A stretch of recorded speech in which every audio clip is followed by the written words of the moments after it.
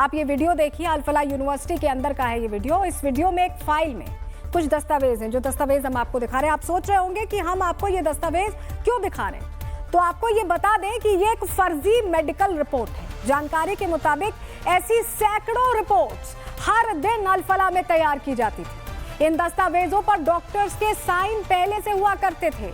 आखिर अल-फलाह यूनिवर्सिटी में फर्जी मरीजों की सैकड़ों फाइलें क्यों तैयार की जाती थी? आखिर इन फाइलों का इस्तेमाल कहां और कैसे होता था, ये हम आपको आगे बताएंगे। अल-फलाह यूनिवर्सिटी में व्हाइट कॉलर आतंकियों ने आतंकी फंडिंग जुटाने के लिए अपने पढ़े लिखे होने का पूरा फायदा उठाया। आइए आपको बताते हैं कि आतंकी कैसे फंडिंग जुटाया करते थे ग्राफिक्स के जरिए। अल-फलाह यूनिवर्सिटी को लेकर ये बड़ी जानकारी अब सामने आ गई है।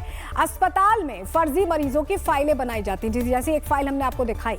अल-फलाह अस्पताल के पूर्व नर्सिंग स्टाफ ने बड़ा दावा किया है, रोज करीब 100 से 150 मरीजों की फर्जी फाइल बना करती थी। मैनेजमेंट के निर्देश पर कर्मचारी ये फाइल तैयार करते थे। एक कर्मचारी पर 5 फाइल तैयार करने का दबाव था। अगर 30 कर्मचारी हैं शिफ्ट में तो आप समझ लीजिए।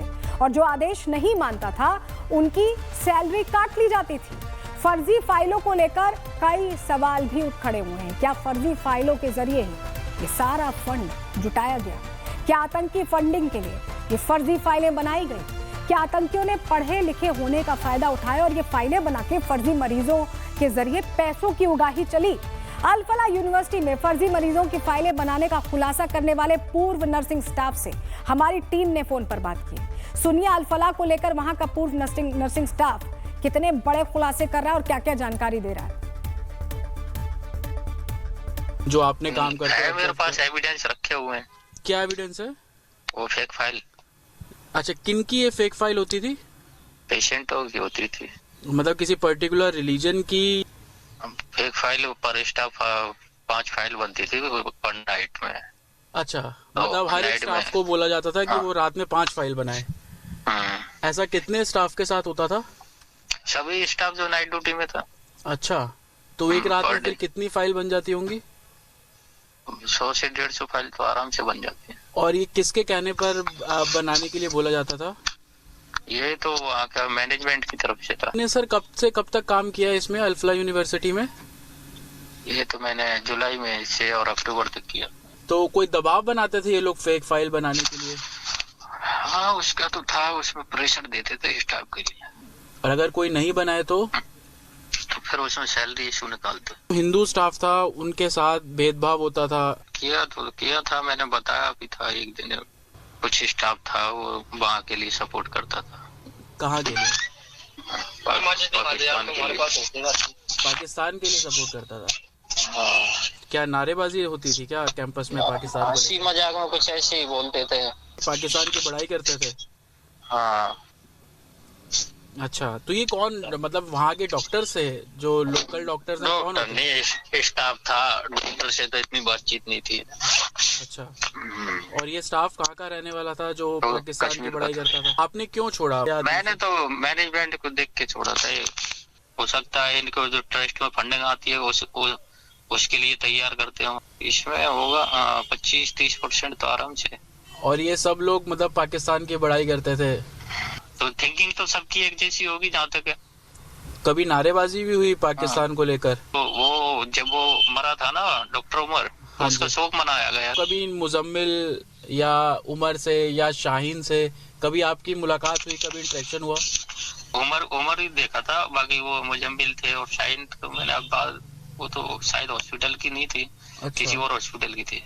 लेकिन 3 महीने आपने काम किया तो आपको थोड़ा अटपटा लगा वहाँ पर कि कश्मीरियों का तो मैनेजमेंट देख के बहुत वैसा लगा कि ऊपर से नीचे तक मैनेजमेंट सारा ही ऐसा, कोई सुनने वाला नहीं किसी के साथ कुछ होता है तो सुना आपने, दिल्ली एनसीआर की एक यूनिवर्सिटी में इतना कुछ हो रहा था लेकिन किसी को भी शक नहीं हुआ, क्योंकि इन आतंकी नेटवर्क्स में डॉक्टर्स शामिल थे जिन्हें हमारे देश में भगवान का दर्जा दिया जाता है। अल-फलाह यूनिवर्सिटी को लेकर एक और खुलासा हुआ है, जानकारी आपके सामने रख रहे हैं ग्राफिक्स के जरिए। डॉक्टर मुजम्मिल और डॉक्टर उमर फर्जी फाइलें बनवाया करते थे, इनके कहने पर बनती थी। हर कर्मचारी को 5 फाइल तैयार करने का टारगेट दिया जाता था और नकली फाइलों पर डॉक्टर्स के साइन पहले से हुआ करते थे।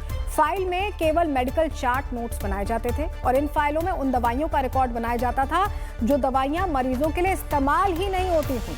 सुबह होते ही डॉक्टर फाइलें अपने साथ ले जाते थे। इन फाइलों का इस्तेमाल फंड जुटाने के लिए होता था। गरीबों के इलाज के नाम पर बाहर से फंड जुटाए जाते थे और इसका इस्तेमाल कहां हुआ ये हम सभी ने देखा। अल फलाह के पूर्व नर्सिंग स्टाफ से सुनिए कि आखिर कैसे उन पर दबाव डालकर फर्जी फाइलें तैयार करवाई जाती है। सुनिए फेक फाइलें बनाई जाती थी मरीजों की। जी सर, फेक फाइल का मुझे पर्पज नहीं पता, पर ये है कि जब अगर इसकी जांच होगी, अगर कोई एजेंसियां जांच करेंगी अपना स्टाफ रख के तो वो कर सकती हैं इसको। बाकी है पर स्टाफ में नाइट में 5 फाइल दी जाती हैं एनएस ऑफिस से। हाँ, अगर कोई स्टाफ नहीं करता है तो वो फोर्स करते हैं उसके लिए। मतलब रात को एक हाँ, को 5 फाइल दी जाती हैं।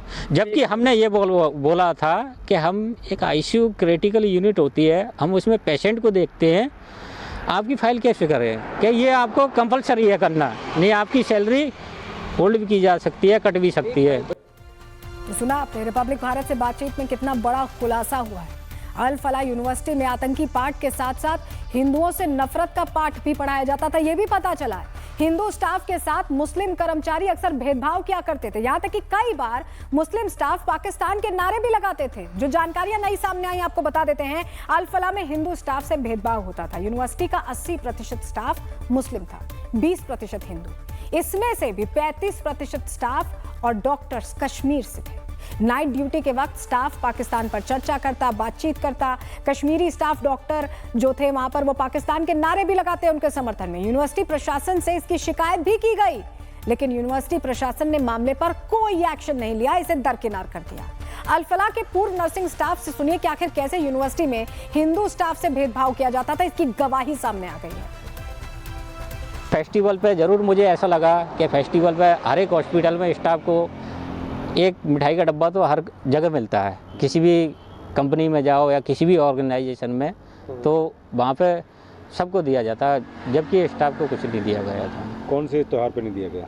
दीपावली पर था हमारे हिंदुओं का फेस्टिवल जो था, नहीं दिया गया। नहीं, बात कुछ स्टाफ सुना है कि 80 kg राशन स्टाफ को प्रोवाइड कराया जाता है जब रोजे का टाइम होता है। तो लगभग हिंदू और मुस्लिम जो वर्कर्स हैं उनकी बात करें या स्टूडेंट्स की बात करें तो लगभग कितने?